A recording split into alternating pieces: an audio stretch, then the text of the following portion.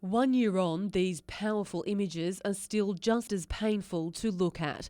A superstorm bearing down on the Hunter with a force rarely seen in the region, devastating the small town of Dungog, where 3 lives were lost. There are a lot of lessons learned from that event, not only here in the Hunter but across all of New South Wales, and in fact state emergency services from around the country have also learnt some lessons. This haunting scene, which ended a life, also prompting change. A review following the storm showed the need for more swiftwater rescue technicians. As a result, the service has doubled the number of members qualified. For others, today was a time for reflection. On this land 12 months ago stood the home of Brett and Maxine Walker. It was destroyed when cyclonic winds uprooted a tree, sending it crashing onto the property's roof. The damage so extensive, the entire house has been bulldozed. The tree took out the whole top story and then mould and fungus took over and it was just rancid inside. Today, the Walkers took time with former neighbours and friends to remember that nightmarish 24 hours and be thankful for their survival. It's very surreal actually, being such a lovely day, and 12 months ago it was just bucketing down rain and windy, very surreal. Emma Murphy, NBN News. Caitlin McHugh knows exactly how hard it is to find affordable housing. The 23-year-old was paying rent with the $400 she received each fortnight on youth allowance. After paying my rent for the fortnight, I had about $60 left for the week to pay for bills, my car, food. I found I couldn't afford to live really. She was forced to defer her nursing degree and now works full-time in order to pay to have a roof over her head. Well, I know a lot of people at university who are struggling to work and earning a lot of money just to live really. Her story is similar to that of thousands on welfare in the region. On one day in April, Samaritans looked at the 1,114 available properties in Newcastle and Lake Macquarie. They rated every single one of those properties unaffordable for a young person on welfare. We have an exceedingly high unemployment rate for young people in the valley, and just the money that they get from the allowance doesn't enable them to access private rental at all in this snapshot. The organisation believes more affordable housing stock needs to be built and in an election year, perhaps some taxation reforms. Rework that so that there is more disposable income available to those that are doing it the toughest. Mike Lorrigan, NBN News.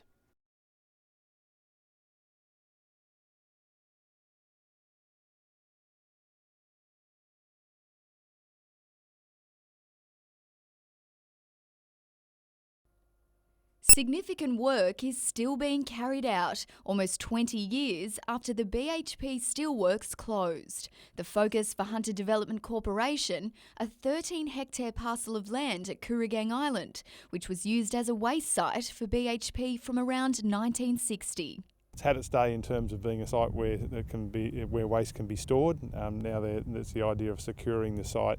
Tenders have been called for the remediation works, a complex task which is required to be completed by mid-2017.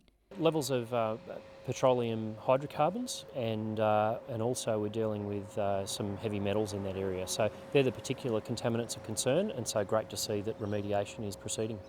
Management of the threatened green and golden bellfrog will also form part of the project. The successful tender should be announced in July. In doing this work, there's environmental, engineering and technical aspects to the work that has to be done.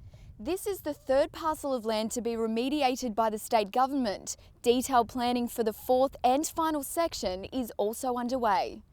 HDC is responsible for around 60 hectares, but once restored, the land will be returned to the Port of Newcastle.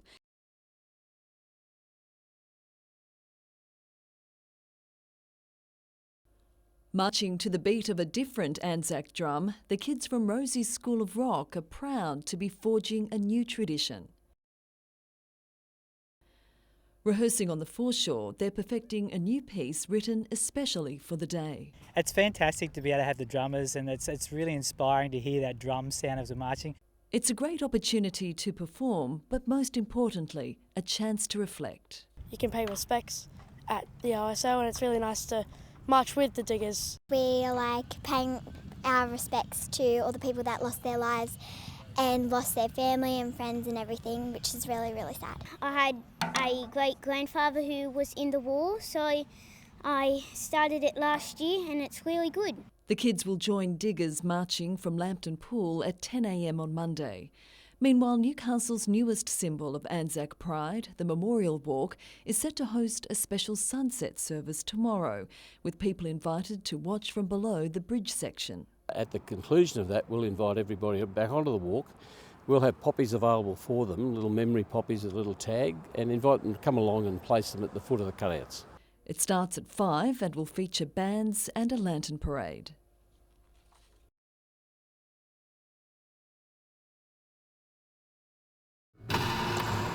The only way to describe the scene: freakish and just plain scary.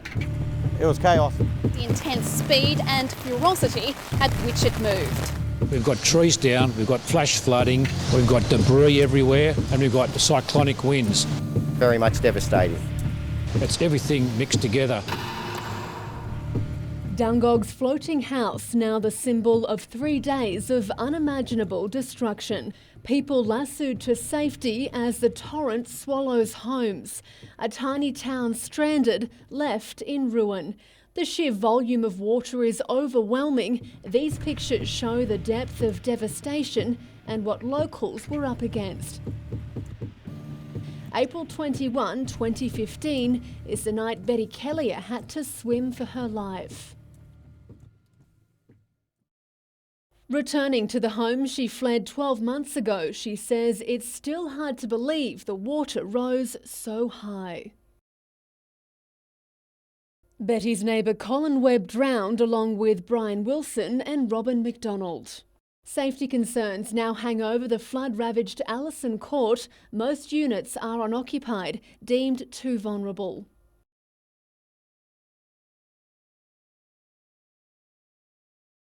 But giving back has become part of the healing.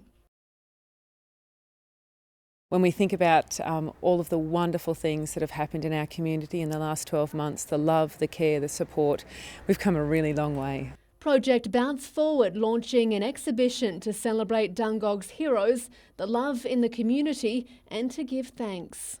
We wanted to see the resilience and the growth in the last year, and so that's where the words came from. Also featured artefacts from the deluge, the pulley system used to deliver fresh supplies to Torryburn when the bridge was swept away. Last month, a new bridge was opened, signalling a new chapter for the town.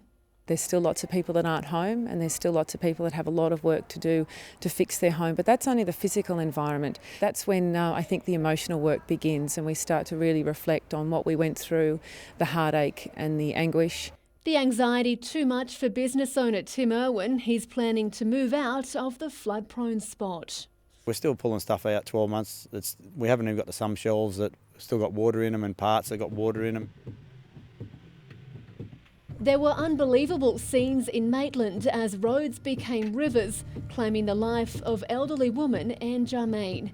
Scenes that are simply unrecognisable 1 year on.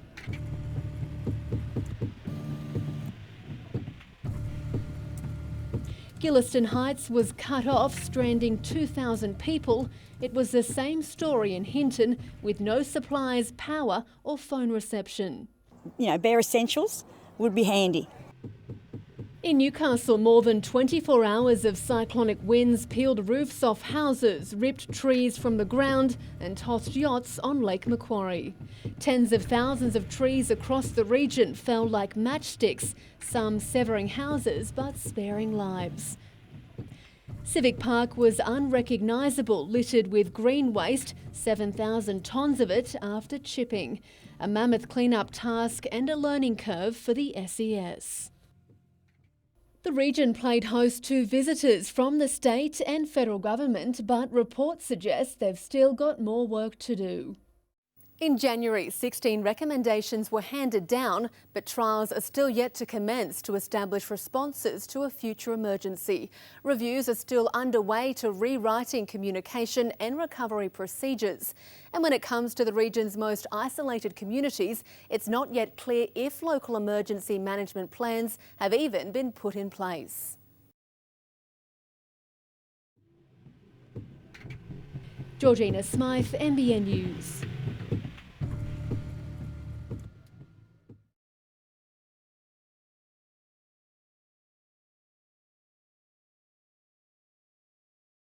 Yeah, a bit of a pay cut, but yeah, look, it's good to come home.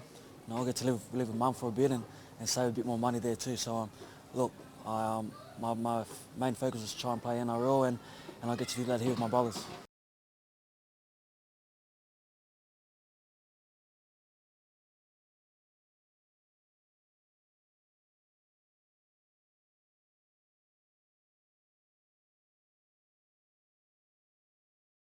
It reminded me of how good the crowd is up here and how the fans back the club. So I'm definitely looking forward to getting back in front of the home crowd and can't wait to put on that blue jersey again.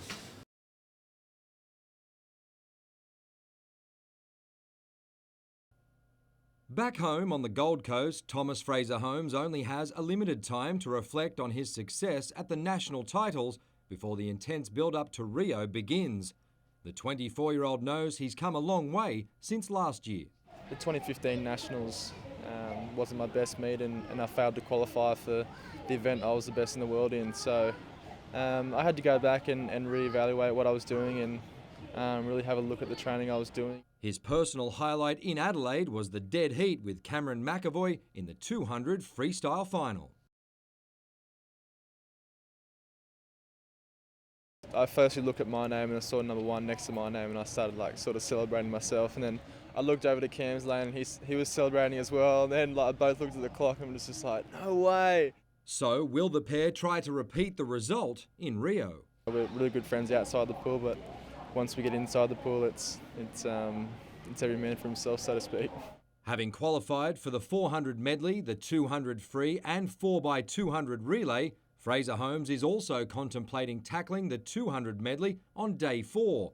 One thing's for sure, he'll have plenty of support in the Hunter and on the Gold Coast. I'm just very lucky to have the people that I have that support me, and very lucky to be in the position that I'm in.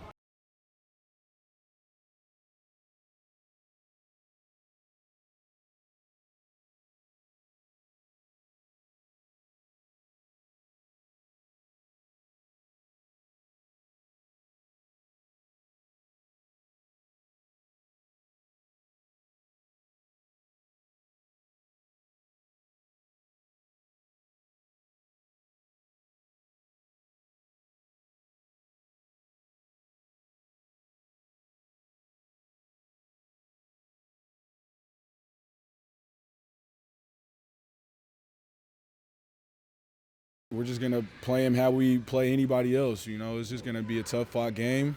Good thing it's reunion night. We'll have a lot of people in there, you know, cheering for us.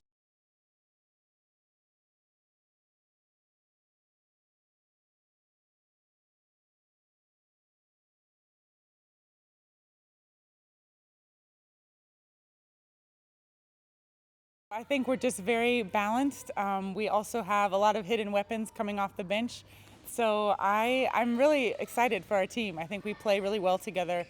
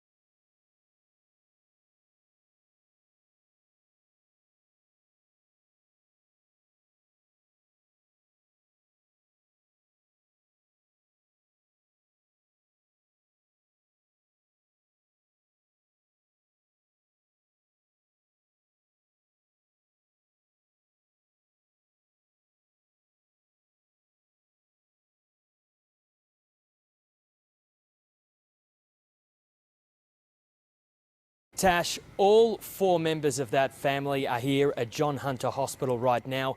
2 of them are fighting for life. A 2-year-old who has a serious head injury. She's in an induced coma and is critical. Her 7-year-old sister, who suffered multiple injuries, including to her head and neck, she's also critical. Their 6-year-old sister is in a stable condition, suffering cuts and abrasions, and their 30-year-old mother is also stable after suffering serious injuries. Paddy, the recovery effort is actually really still ongoing for many towns and communities that were battered 12 months ago today. Many homes and businesses are still in the process of being rebuilt. But of course, it was the Hunter town of Dungog that was the worst hit. Non-stop rain and flooding waters quickly rose for the Williams River, cutting off the town, meaning it took several days for recovery teams to access those in need. But 1 year on, Dungog is optimistic about its future.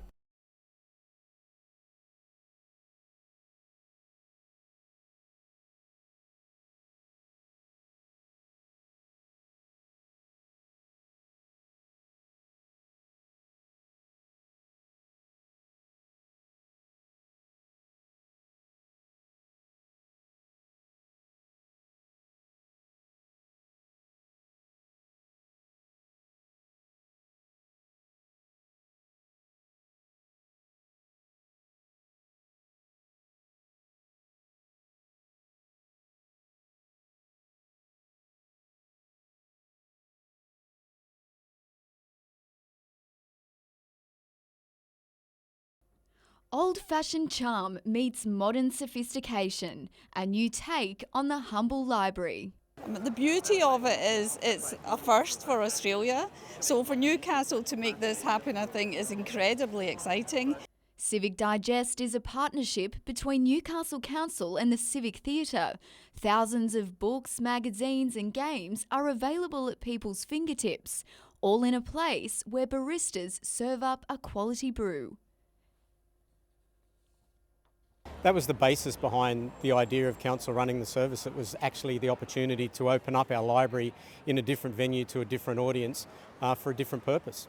Liz McGettigan from international communication company Solace UK says for libraries to thrive, it's important they adapt to modern society. At one time, books were the only currency that libraries had, and now we've moved another step forward where people really often only want the electronic and the digital aspect. While councils remained tight-lipped about the cost of the project, it hopes it will also contribute to a revitalised civic precinct. There's a lot of change going on, as you know, with the university and with the courthouse. We sit in the middle of that and we're hoping people from both will come and enjoy this space. Renee Feder, NBN News.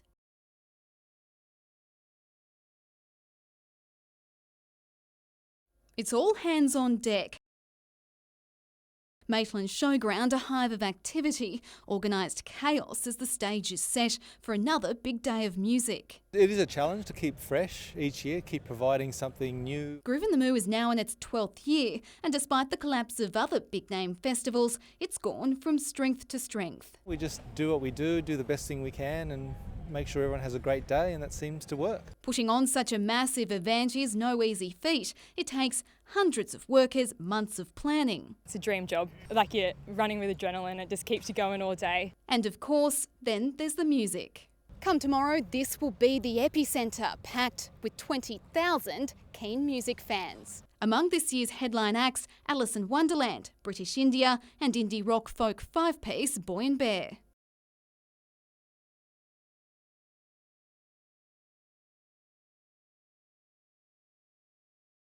Muswellbrook band Eat Your Heart Out will be the first to hit the stage.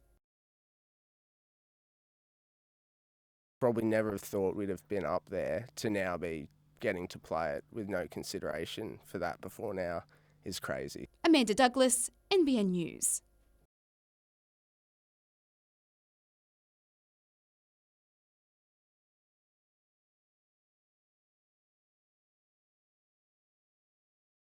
The jet skis, they don't actually replace our rubber boats, but they're a quick response vehicle for us. We utilise them virtually from Tea Gardens up the north down to Catherine Hill Bay.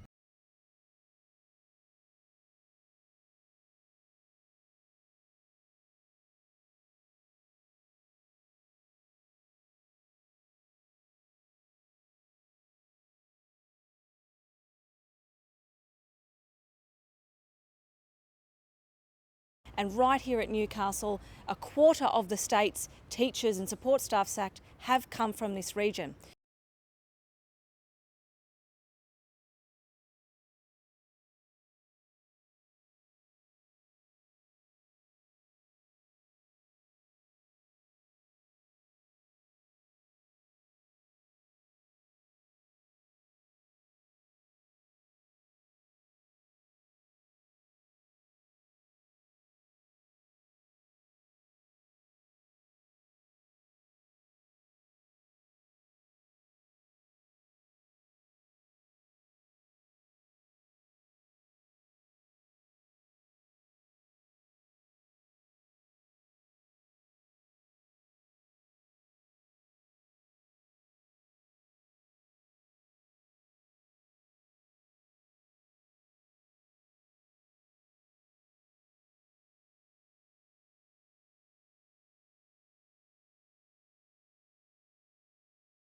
Well, this is the first in a series of events this long weekend to mark Anzac Day. Despite less than ideal weather conditions, the inaugural sunset ceremony went ahead as planned.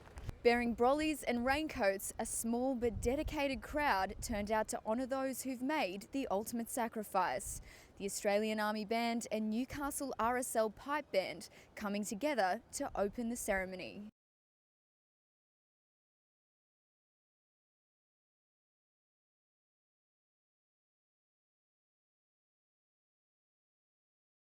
This event centred around the Newcastle Memorial Walk, which opened almost a year ago to the day. And the walk itself means so much to so many people, and it's a chance to honour the names and the people who are listed on the walk in a very simple way. Commemorations will continue tomorrow afternoon at the foreshore with the lighting of the Anzac Flame.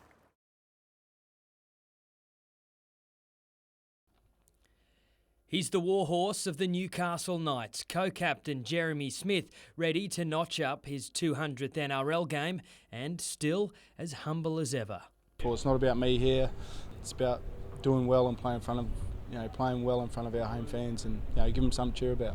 Smith has recovered from the knee injury that kept him off the field last week and says he still has a strong desire to play. I still love playing footy. I'm still enjoying my footy as well. The veteran's teammates getting behind him today, fueling speculation about his future. Do you want a little scoop? Yes, please. Yeah. Jeremy Smith's going to go around another year next year. He said that he wants to play for free, but he said, look, a cup of coffee and a sausage roll every day would be sweet for payments. Peter Matautia joined his brothers at training for the first time after being released from the Dragons. He's probably slipped into the squad like an old boot. He's doing really well. He trained really well today out there, very sharp with the hands, and he's picking up on the plays pretty quickly.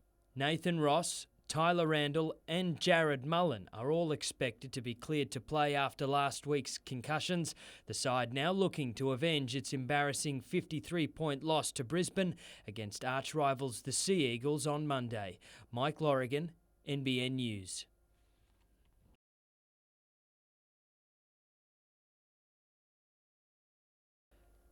Rugby union royalty at the Newcastle club today. Former Wallabies and Argentinian legends on hand for the Hawthorn club's 20th anniversary. They say the code's never been stronger in the region. You talk about the health of club rugby and the spirit of rugby. I think the spirit of rugby is still very much alive here in Newcastle. I think Newcastle rugby has improved dramatically, particularly in the last 5 years. One club which is going from strength to strength, defending premiers, the Hamilton Hawks. Their 2 wins on the trot and confident of another heading into round 3. Our guys are really throwing it around, a bit of Fiji style, but we're enjoying it. But as long as we can hang on to the ball, we'll score a lot more points. New South Wales country player Sorelli Bainivalu was stellar in last week's win against the Tars, but this week the side will be without some key players against Southern Beaches. Got a couple of guys out. Pete Backridge has strained a calf, so he's out for a couple of weeks. And 2 guys, our captain, Steve Lamont and Ivan Walker, are both on holidays with their girlfriends. So that's great in footy season. In other matches, the Tars are up against the Wanderers, Maitland host University, Merryweather are at home against the Lake, and Singleton will travel to the Bay. Mike Lorrigan, NBN News.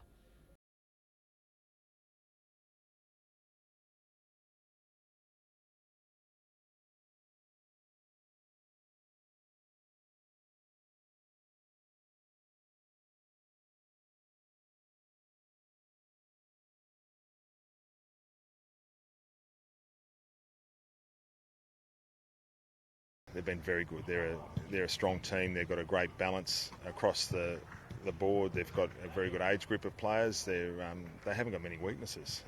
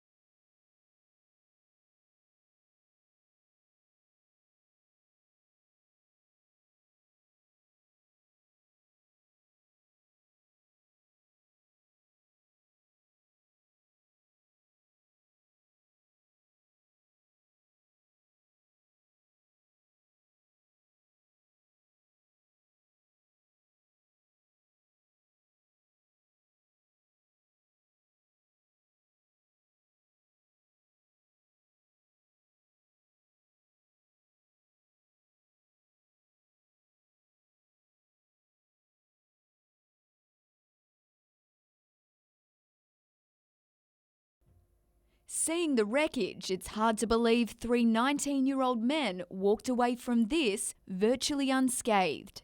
No one was hurt on the day, which is amazing, which was a miracle. It's believed they were camping nearby for the Groove in the Moo Music Festival when they left for breakfast at around 8:30.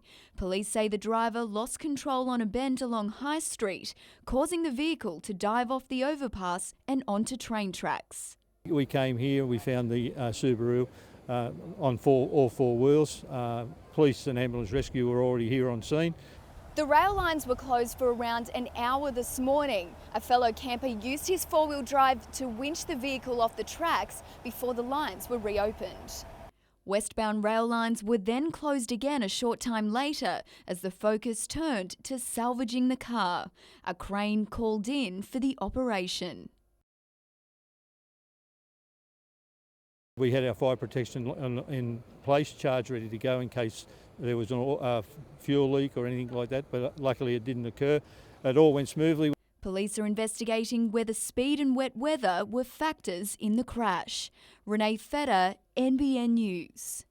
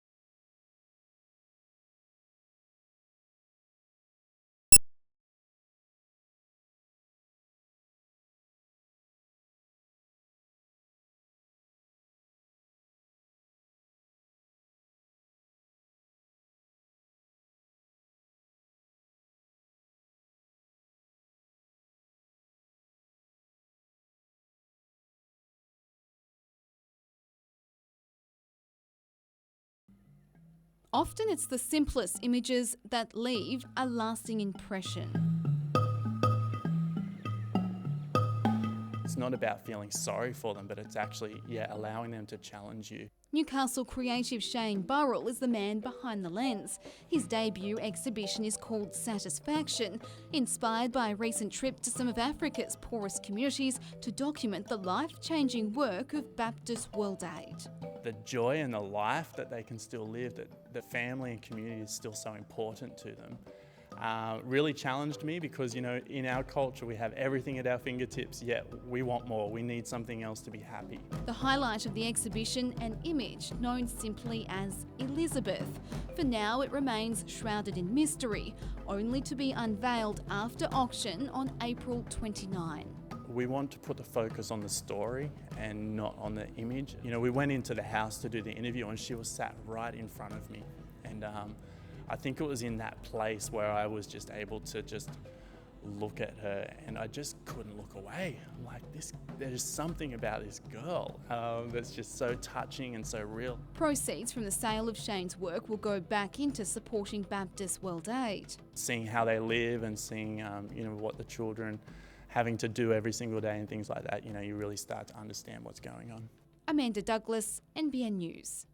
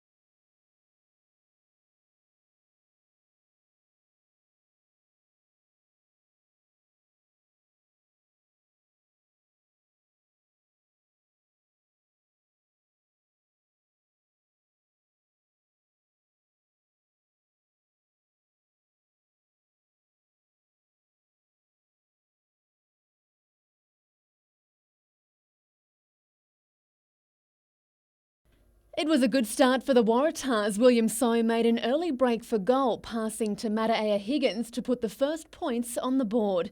But the Wanderers were quick to match the effort, setting up Phil Bradford for this try. A rough landing for William So sparked a minor scuffle on the field.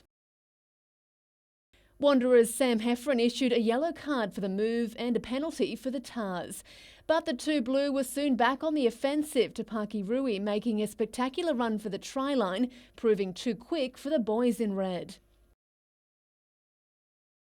Wanderers leading the Tars 14-24 at the break. Dan Martin was put to work for the visitors, marking this touchdown and backing it up with this stunning run of the field. Making a mockery of the opposition in the process. The Tars got a few more past Wanderers, Dan Sherritt doing it again. Wanderers fought hard against this strong offensive, but the Tars put the pressure on and eventually got it over the line. But it wasn't enough in the end, the visitors taking home the win at 43-31. Georgina Smythe, NBN News.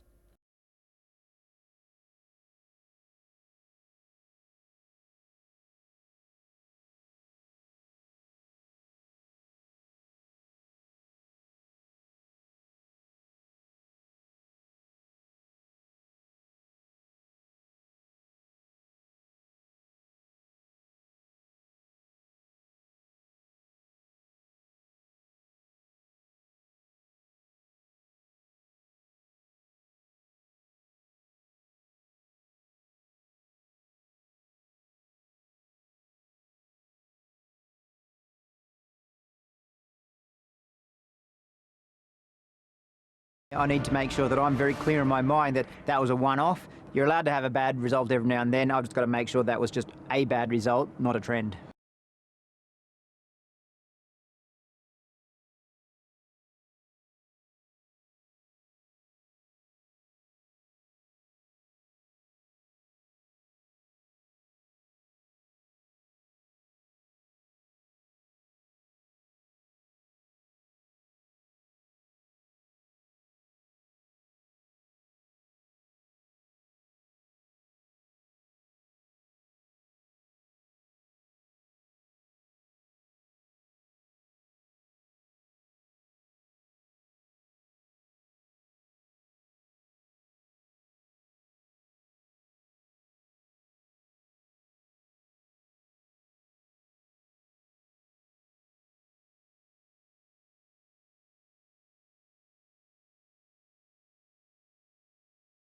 A big crowd here could mean a big morning here.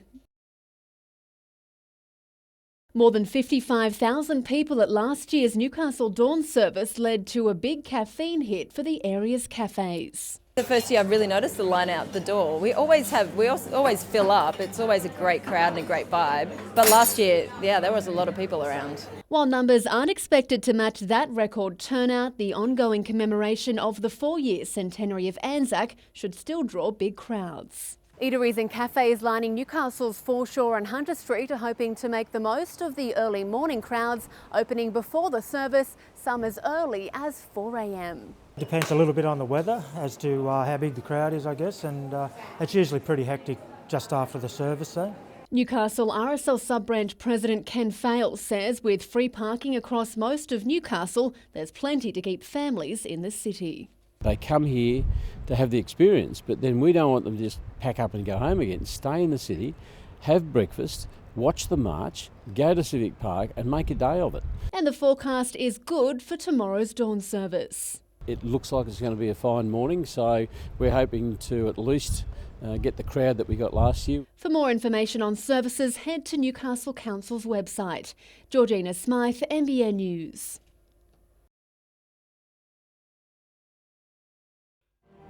Its story is etched in military history, spanning continents and generations, and the sacrifices made and the hardships endured by Australia's 34th Battalion during the First World War have also never been forgotten. And we just want to say thank you to them today. Helping keep its legacy alive, these teenagers. Maitland FC's Under-17 squad today announcing it will retrace the battalion's journey across Europe. The culmination of a 2-week tour is a game against a German team in Villers-Bretonneux, where nearly 100 years ago to the day, the 7th of December, Maitland men fought against the Germans on French soil. That's the main reason why we are going over there. It's to represent those who have fought for us and our family members. It's not about us at all. The 34th Battalion is known as Maitland's Own, and that's because it was here at Maitland Showground back in 1916 it was formed. For 3 long years, its troops fought on the front line, the battles costly, with 481 soldiers killed and over 1,700 wounded. Next year's tour also designed to make players aware of their family's own wartime history. There are 2 boys playing in our team who have ancestors that fought and died on the Kokoda Trail or at a place called Sanananda in 1942. 1 week apart. I've learnt over the past few months that I've had relatives in both World Wars and I'm still learning at the moment. Tyson Cottrell, NBN News.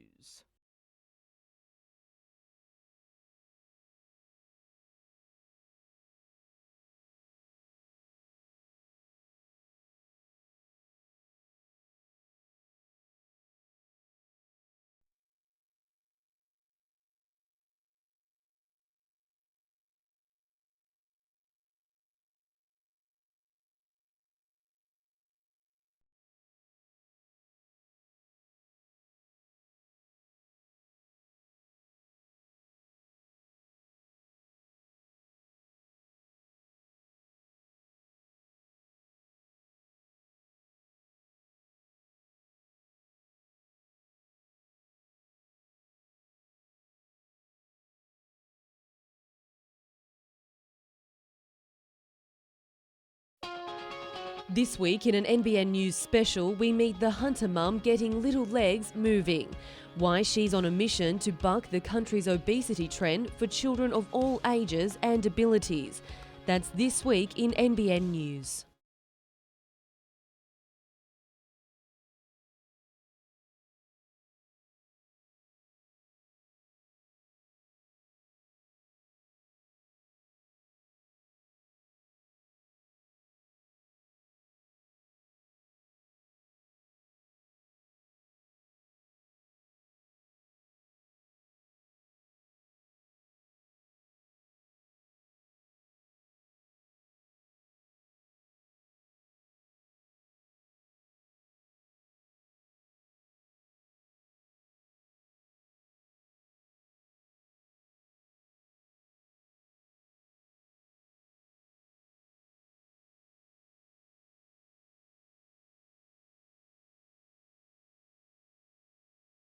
I've pulled some muscles in my neck. I got a stuck vertebrae yesterday, so we've cleared the stuck vertebrae, but now my muscles are responding and spasming, so I can't pull the G on as fast as I'd like to.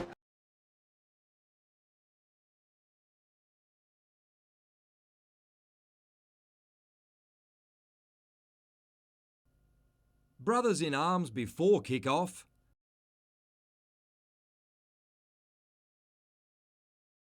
But it wasn't long before battle lines were drawn between Central and Cessnock. The Goannas' Brendan Williams went agonisingly close to opening the scoring, but he was dragged down centimetres short. Soon after, the visitors were over, Liam Foran lining up Corey Barber. 6-0 in front, Cessnock was then down a man as Cal Orchard was helped off. The Butcher Boys wasted no time exploiting the advantage, Jake McNamara scooting over from dummy half.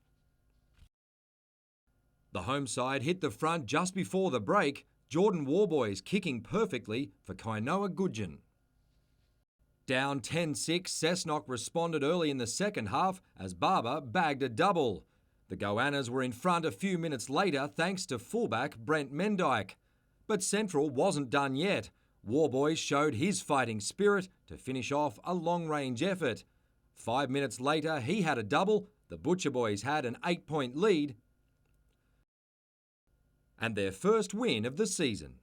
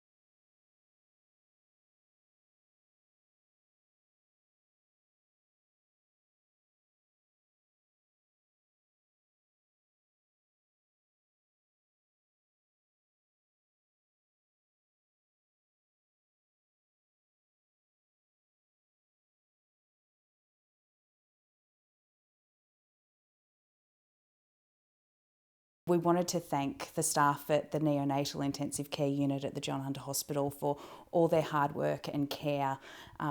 We can't thank them enough.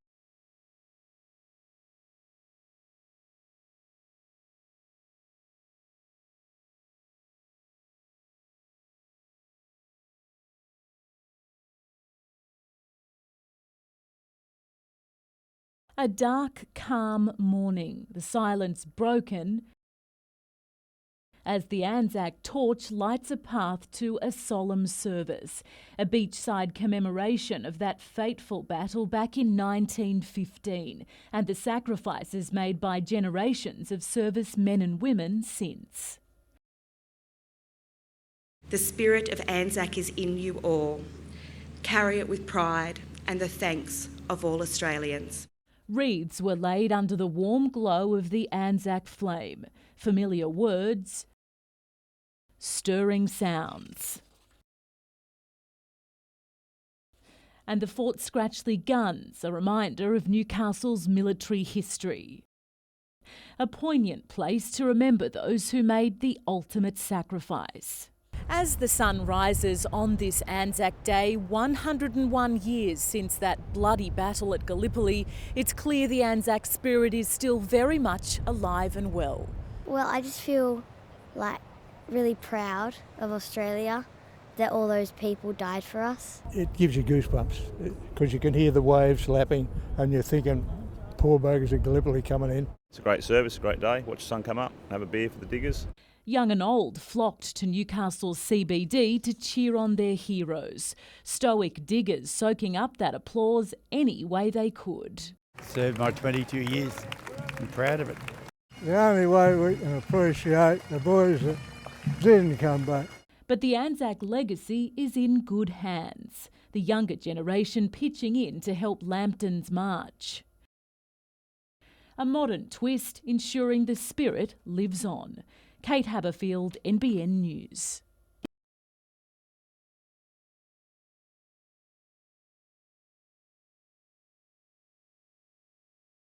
At Lake Macquarie, on the most important of days at a significant site, came an awe-inspiring display of military might. What does it mean for you to be here at Rathmines today on Anzac Day? Well, it takes you back many years. At the former RAAF base, veterans who once graced the skies sat stoically, testament to an enduring legacy. Emotions shared across generations. Time has passed perhaps, but not the heartache.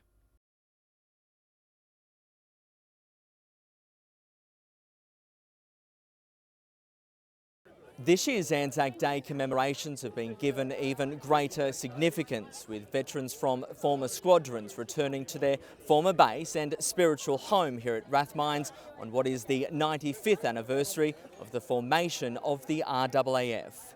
It means a lot. It's a bit hard to describe. Yes, it's a wonderful place. At Belmont, the 76th Squadron was on display. So too, the pride of youth. We can remember those who continue to suffer through their physical or mental scars. Scars which many bear, but wear with pride. What does it mean to you? Everything. I love this country. Tyson Cottrell, NBN News.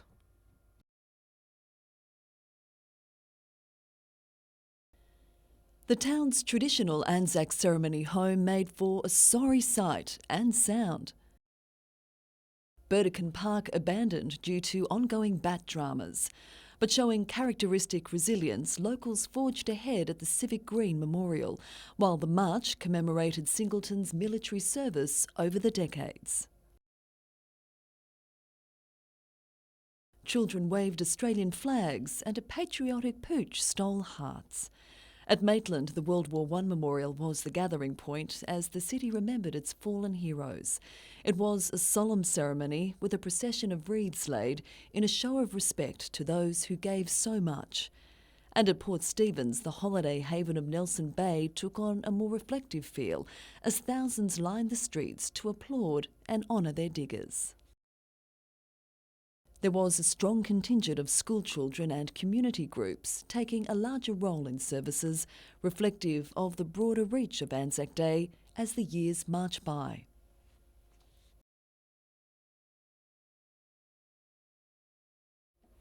At Neath near Cessnock, there were bagpipes at the bar to remember a miner who never came home.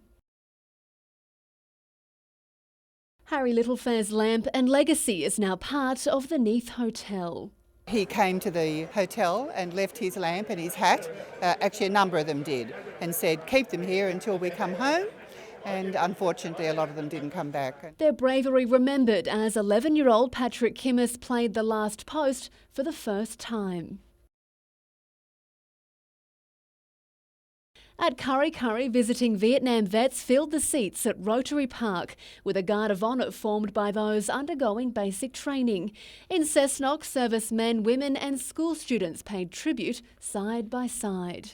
And it didn't go unnoticed by special guest Commodore Stephanie Moles from the Royal Australian Navy. And it's just the community feel, the families that are out and the school kids and all the children just make it. It's getting bigger and bigger every year, which is good for a little Cessnock.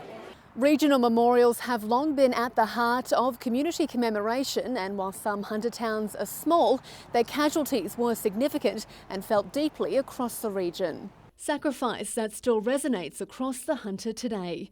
Georgina Smythe, NBN News.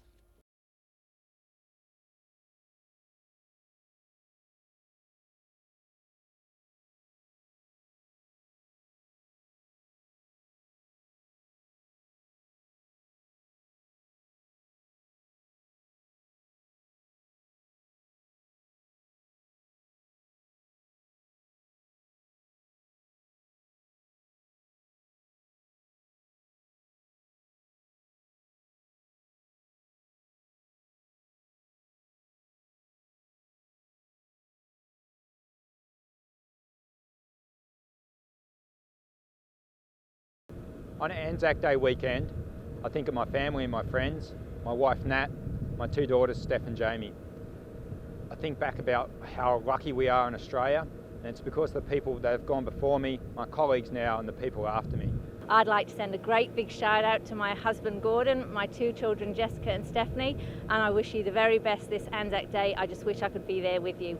Just like to say a big hello to my family and friends back home, and big shout out to my lovely wife Rowena this Anzac Day, and also my three sons Isaac, Caleb and Malachi. Look forward to seeing you in a few months. See you. G'day to my family and friends back home on this Anzac Day weekend. I want to say a big hello to my wife Christy, my children Declan, Talia, Lachlan and Amelia.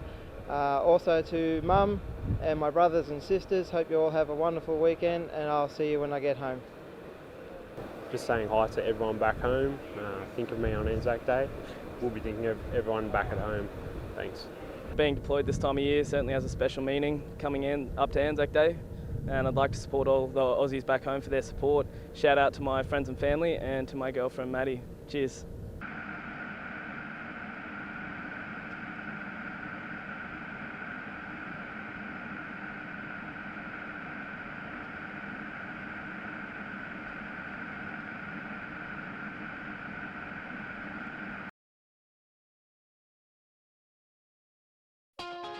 Tomorrow night in an NBN News special, we meet the hunter mum getting little legs moving. Why she's on a mission to buck the country's obesity trend for children of all ages and abilities. That's tomorrow night.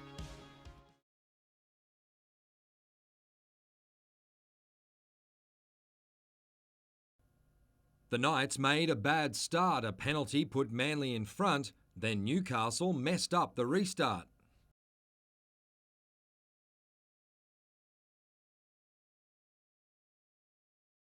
The home side looked like bouncing back as Peter Matautia set up Nathan Ross. The bunker didn't agree. When Steve Maddai held down Corbin Sims, the Sea Eagles were a man short for 10 minutes. Newcastle took advantage as a Kuyuwate crashed over, but again the bunker ruled no try. The Knights suffered a blow when Peter Matautia was taken off with a knee injury, but the third time Newcastle crossed the line proved the charm.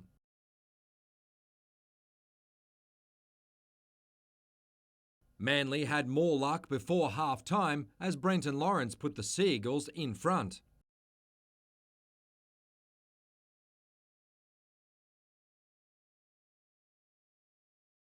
The bunker ruled against another Newcastle effort shortly after the break. The visitors were more clinical. Manly scored twice to grab a 14-point lead with 20 to play. But Tyler Randall bagged a bizarre try from the restart to give the Knights hope.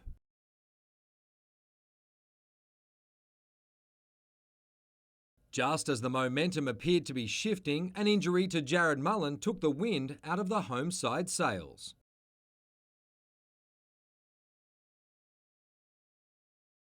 Manly then capped off a gritty win with a soft 4-pointer in the final minutes.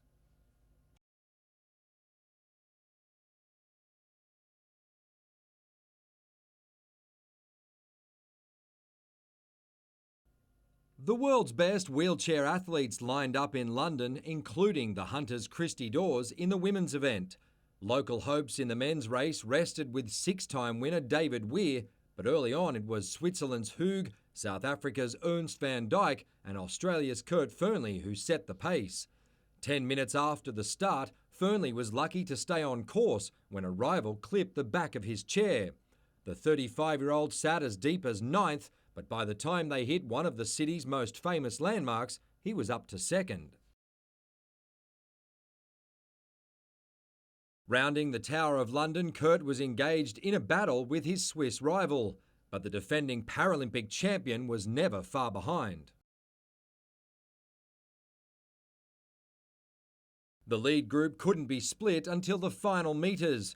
Hug started the push for the line, Fearnley responded, but the European had too much in the tank.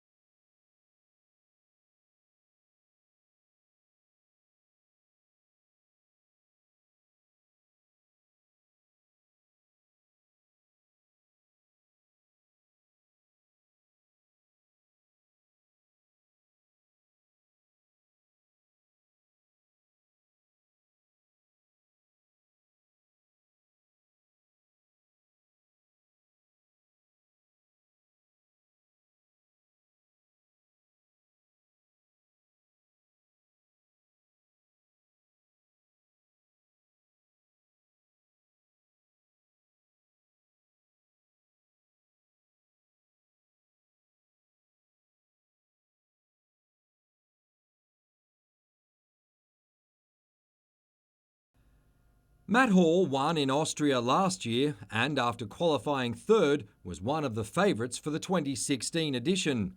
But a back injury that required pain-killing injections proved a major factor. With former motorbike world champion Mick Doohan and Dakar Rally winner Toby Price in his corner, Hall made light work of his French opponent in the round of 14.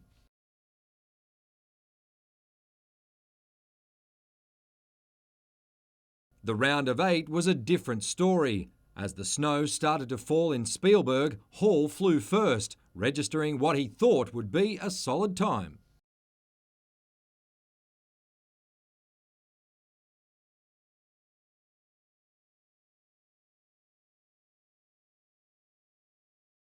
But Pete McLeod had other ideas. Even the Canadian seemed surprised when he got the better of the former Aussie fighter pilot.